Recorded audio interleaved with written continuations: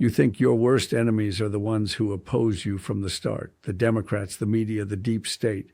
But that's not how power dies. Power dies when the people who owe you everything, who built their careers on your success, who stood by your side for decades, look you in the eye and say no. And that night of January 6th, as the Capitol burned, Trump learned what betrayal really means. If that hit you somewhere deep, stay. We don't scream here. We just tell the truth. And the truth about that night isn't what you saw on television. It's what happened in the phone calls, in the private meetings, in the moments when Trump realized that 20 years of loyalty meant nothing when the lights went out. People think January 6th was about the election, about the protesters, about democracy itself. They're wrong. It was about the moment when the Republican establishment finally had enough, when the people Trump had made rich, made powerful, made famous, decided he'd become more expensive than he was worth, and they cut him loose like a bad investment. Let me tell you about the phone call that changed everything. January 6th, 4:17 p.m. The Capitol building is under siege. Protesters are hunting for Nancy Pelosi. They're chanting, "Hang Mike Pence." And Trump is in the White House dining room watching it all on Fox News when his chief of staff bursts in. "Mr. President, you have to call this off." But Trump doesn't move. He's still convinced this is his moment, his Rubicon, his chance to stay in power. Then his phone rings. It's Mike Pence, the man who'd been by his side for 4 years, the man who'd defended every tweet, every scandal, every crisis, the man who'd given up his own political future to be Trump's loyal soldier. And Pence says the words that end it all. "Donald, I'm not doing this. I'm not overturning the election. It's over."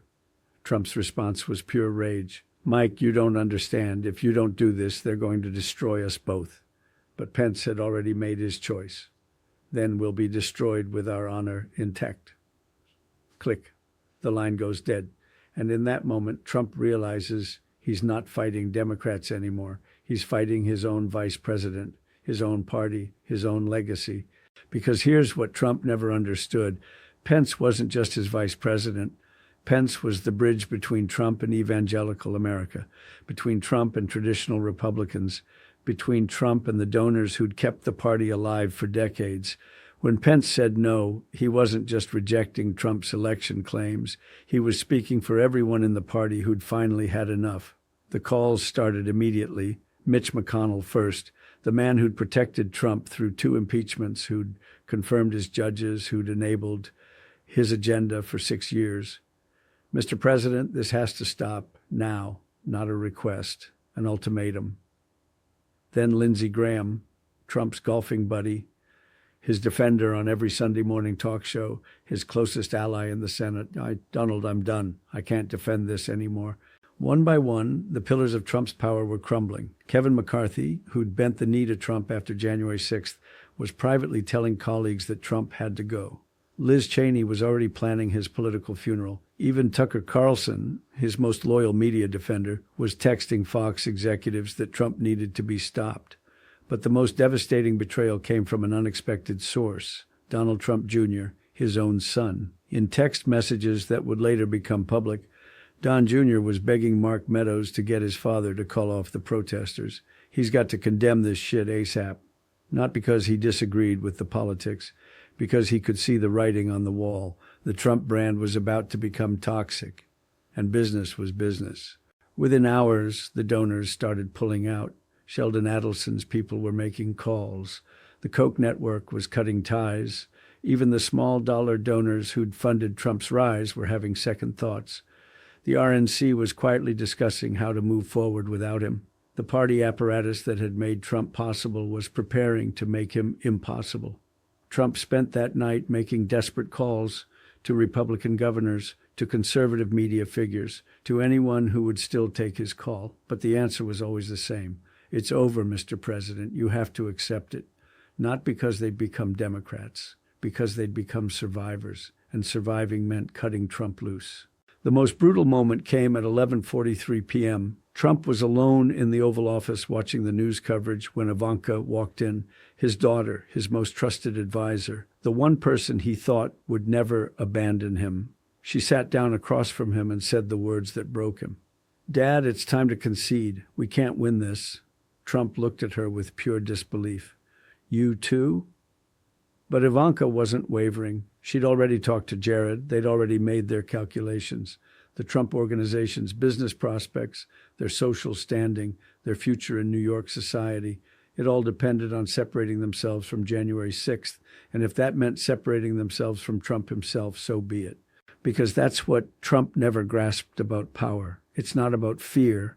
It's not about loyalty. It's about usefulness. And the moment you stop being useful to the people around you, you stop being powerful. January 6th was the moment when Trump's usefulness expired, when the cost of supporting him became higher than the benefit. The next morning, the Wall Street Journal editorial board called for his resignation. Fox News was distancing itself from his claims. Republican senators were privately discussing the 25th Amendment. Even Rupert Murdoch, who'd made Trump's presidency possible, was done. The media empire that had built Trump was preparing to bury him. What killed Trump wasn't the protesters breaking into the Capitol. What killed him was the silence afterward. The silence from Pence, who refused to invoke the 25th Amendment, but also refused to defend Trump. The silence from McConnell, who didn't call for Trump's removal but stopped taking his calls. The silence from the entire Republican establishment, who decided that the best way to deal with Trump was to let him fade away quietly.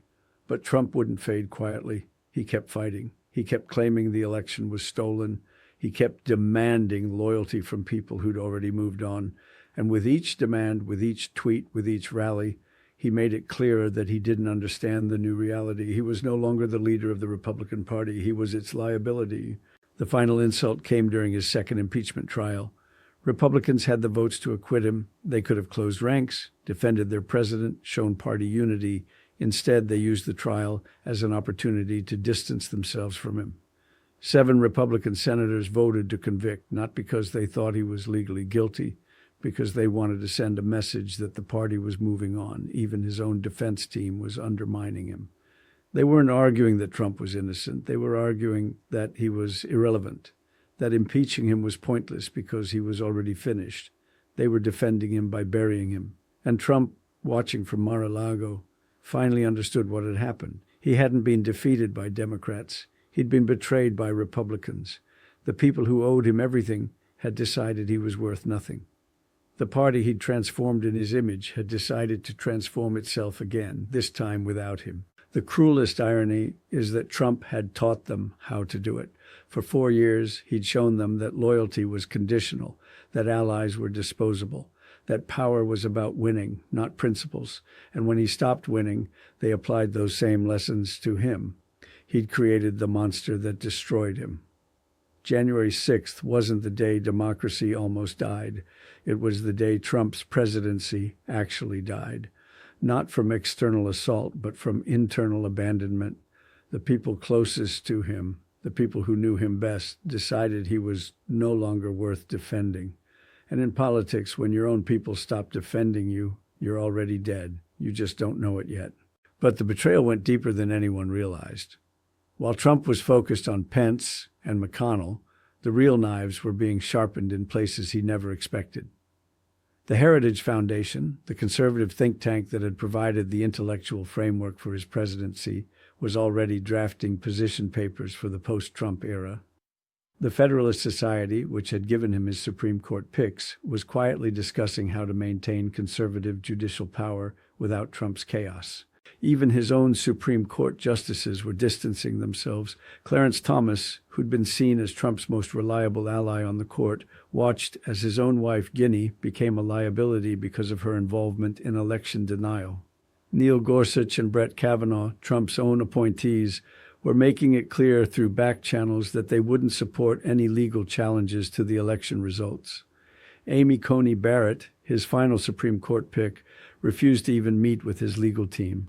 The intelligence community, which Trump had battled for 4 years, saw January 6th as their vindication. CIA Director Gina Haspel, FBI Director Chris Wray, NSA Director Paul Nakasone, they all knew this was their moment to prove that Trump had been the threat they'd warned about.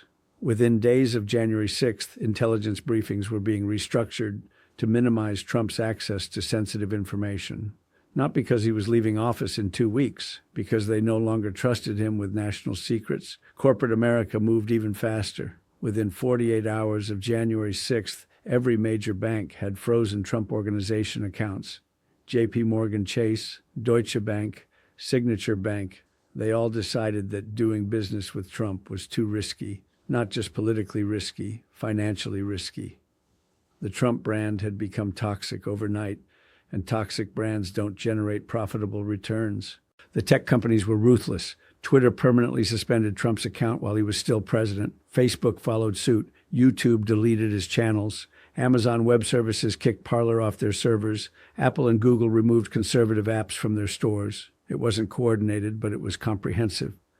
Silicon Valley had decided that Trump was finished, and they were making sure he stayed finished. But the most devastating blow came from Fox News. The network that had made Trump's presidency possible was preparing to make his ex-presidency irrelevant. Rupert Murdoch had already made the decision. Fox would pivot away from Trump and toward Ron DeSantis. Tucker Carlson would stop defending Trump's election claims. Sean Hannity would gradually reduce Trump's airtime. Laura Ingraham would start featuring other Republican voices. The media machine that had amplified Trump's message for 6 years was about to go silent. The donors felt the shift immediately. The Republican National Committee's January fundraising numbers were catastrophic. Small dollar donations, Trump's financial lifeline, collapsed by 75%. Major donors were redirecting their money to governors like DeSantis and Abbott, senators like Cotton and Hawley, anyone who could carry conservative politics forward without Trump's baggage. The financial engine of Republican politics was being rebuilt without Trump as its center. Internationally, the damage was immediate and irreversible. NATO allies who'd tolerated Trump for 4 years saw January 6th as proof that American democracy was fundamentally unstable. Angela Merkel, Emmanuel Macron, Justin Trudeau, they all began planning for a world where American leadership couldn't be taken for granted, not just Trump's leadership, American leadership. January 6th had damaged America's credibility in ways that would outlast Trump by decades. The military establishment, which had endured 4 years of Trump's unpredictability, saw their opportunity to reassert civilian control over the Pentagon. Joint Chiefs Chairman Mark Milley, who'd been photographed walking with Trump after the Lafayette Square incident, was now openly discussing the military's oath to the Constitution, not to any individual president. Defense Secretary Chris Miller was coordinating with congressional leaders about preventing any military involvement in Trump's desperate schemes. Even Trump's own legal team was abandoning ship. Rudy Giuliani, who'd been Trump's most loyal defender, was facing disbarment proceedings and billion-dollar lawsuits. Sidney Powell was dealing with criminal investigations. John Eastman was being referred to ethics boards. The lawyers who'd enabled Trump's election denial were paying the price, and the lawyers who remained were advising him to accept reality. The evangelical community, Trump's most reliable voting bloc, was having its own crisis of conscience.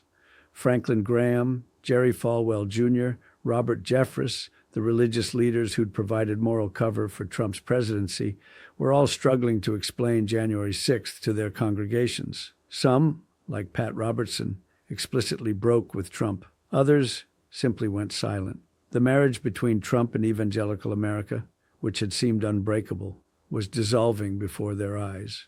State-level Republicans moved fastest of all. Governors who'd been Trump allies began implementing election reforms designed to prevent future challenges to results. State attorneys general who'd supported Trump's legal challenges quietly withdrew from pending cases. Republican state legislators who'd questioned 2020 results suddenly found reasons to certify future elections without drama. The state-level infrastructure of election denial was being dismantled by Republicans themselves. What Trump discovered in those final weeks was that power in America isn't held by individuals. It's held by institutions. And those institutions, from the Supreme Court to corporate boardrooms to media companies to religious organizations, had decided he was too dangerous to defend. January 6th wasn't just an attack on the Capitol. It was a stress test of American institutions. And those institutions passed by rejecting Trump. Life isn't a movie where loyalty lasts forever. It's a business where loyalty lasts as long as it's profitable. Trump built his career understanding that, but on January 6th he forgot it, and it cost him everything. This video is for educational and motivational purposes. If you're struggling, consider speaking with a qualified professional.